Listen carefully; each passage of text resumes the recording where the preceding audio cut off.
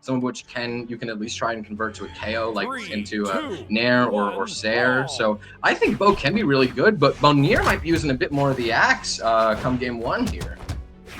Yeah, I wouldn't be surprised. Of course, he's known for his Teros and the Axe gameplay, so it would definitely be a tried-and-true pick for him, but we're going to find out. So far, it's been Axe v Axe, and you can obviously see there's a lot of down airs going on, and the neutros as well. Honestly, any of the Axe aerials are going to be packing on a lot of damage. As you can see, they're already kind of creeping into the KO percentage. It will be a little bit harder to get those KOs, which is why we see Marker swapping off of that Axe. He wants to get the hammer, but Mounir grabbing himself a side air. That's going to be a quick KO. Only 30 seconds. Things are going relatively quickly so far.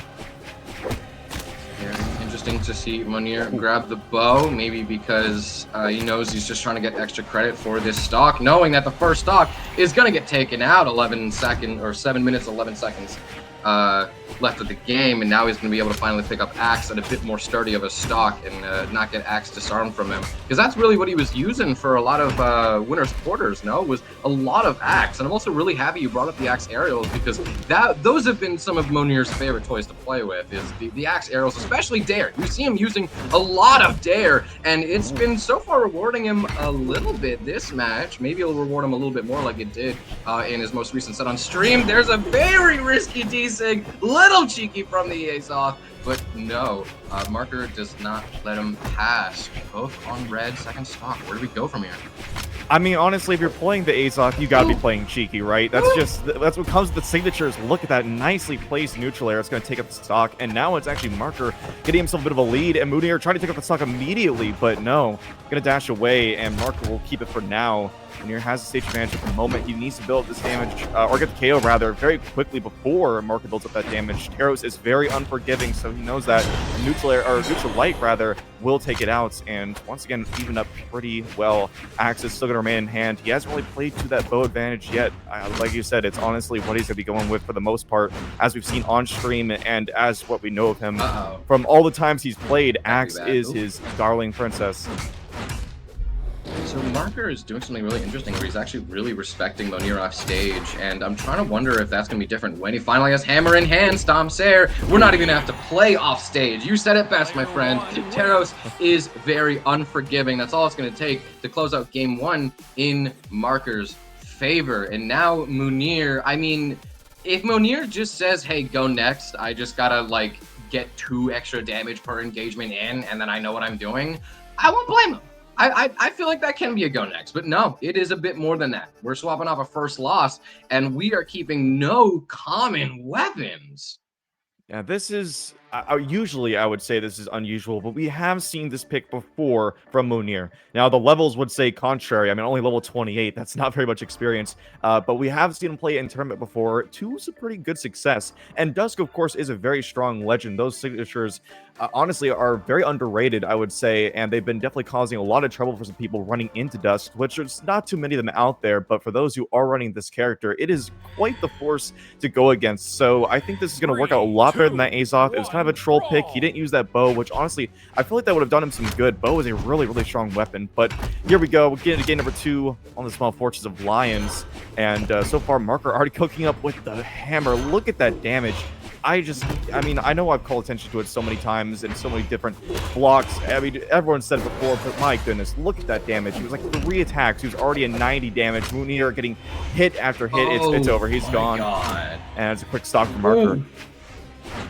You see, the problem with Azoth is that not a lot of bow players like Axe, so that's why sometimes you don't see a lot of people pick up Azoth, and we do see just a few more Dusk in the rotation, is because Spear and Orb can be really intuitive and have had a pretty stable spot in the meta since the years we've been watching this game. So Dusk is, I think, probably going to be a really good pick working out from Mounir, and we do have some Orb combos coming out to try and even out the game. So yes, even though Marker took a really, really nice early lead, Mounir's been able to even it out. Maybe he didn't even pick it for maybe he didn't even pick it for the Spear. Maybe he picked it for the Orb, because the Orb is doing some pretty nasty work here, Tripped.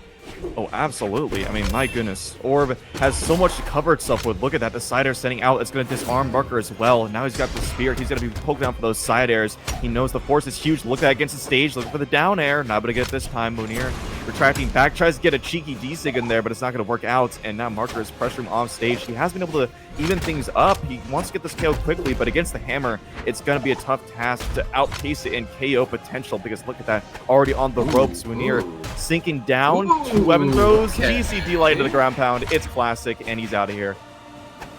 That is actually a really interesting way to use weapon throws, and it's something that we do see from time and time again, but I don't think we've seen it that many times in one game or in one stock as like a consistent strategy. And the unarmed combos with the chase dodges, good grief, Marker pulling out a pretty big surprise, trying to get some nice extra credit, and 50 points of damage to his name for that lead there, and he's going to keep on expanding it into 70, into 80, into 100. But still, the way that Marker is playing off stage is really fascinating. He's respecting Mounir, but still taking the chances that he desperately needs. Marker up 2-0, and Mounir is playing really opportunistic. Plays safe when he has to, and plays aggressive when he has to. And he switches back and forth flawlessly that second game. That was ridiculous. My guy, Marker, his name right now in game is Mr. Neutral, but this is just Mr. Aggressive. He's completely dominating Mounir with the King title, mind you. He has the King title. He's supposed to be the top of the top, the best. But right now, we got Marker trying to usurp the throne. Will he do it in dominant fashion, no less, to get himself into the winners finals? We're going to see get into game number 3. Small Fortress of Lions, and we do have a swap once again over to the Taros. Now we got a Taros v Taros game. Honestly, what most of us would have expected to come out in game number 2, but nonetheless, is it too late? Marker is still starting to run away with this. Look at that, a down air to put him into 114. What is going on? That Marker has been restricting Mounir's options these past 2 games are fascinating, and now that Mounir is on a legend that we've seen him play a bit more, that he's probably a bit more comfortable with, still able to grab an early stock lead. This is how the first 2 games went. First game, that could have been a go next. That was a really funny double end line. Second game, I don't know how much I would have said that's a go next. You probably could have just blamed it on the character. And yes, this character swap does give me a lot more confidence in Mounir, but the character doesn't even matter too much to Marker, because the guy is still up half a stock in the first minute of the game. That's exactly how the first 2 games went that he won, and even after he gets sent out of that first stock, he still has some of the most extra credit we've seen in quite a while today. Absolutely. And he's trying to extend on it right now. He's got the axe in hand. Might not be favorable for KOing, but honestly, with these weapon throws, he's done a really good job of doing that. Mounir running into the recovery now. Weapon throw on stage. He's just completely disrespecting Mounir right now and trying to chase up and get a down light, which almost KOs with the gravity cancel. So well placed. Mounir picks up an axe himself, but he has so much damage built onto him. Even an end light at this point from the middle of the stage will get a KO. Kind of sinking back in neutral for a second, and maybe just a cooldown period for Mounir, but no, it's just going to be a quick KO from that neutral light, like I said. And picking up the hammer, this is not a good sign for Mounir. Unless you pick up the weapon and keep him away from it. Look at that, stomps there. He's going to look for another one, but it's not going to land this time. Look at this. Big damage could come out right now. If Marker's able to land these down airs correctly, a cider will come out, but it's not going to kill just yet. Mounir went too early, but a recovery, that's got to take the stock, right? No! And the ground pound he did on stage instead. Oh my goodness. Bouncing around, a cider will finally come through. Mounir with 100 damage on him, finally sinks the stock. Mounir dancing around, is playing pretty aggressively into Marker. You said Marker was playing aggressively, and Mounir was responding, trying to beat him at his own game. Definitely a very big gamble as multiple stomps miss, and every single time my heart sinks just a bit closer to my feet as Marker takes a 3-0 over Mounir. Good grief, my man. Yeah, I mean, there's nothing else to say other than good grief, because Mounir, who is once again seed number 1 and PR number 2, getting wiped out of the winners bracket and not even in the winners final.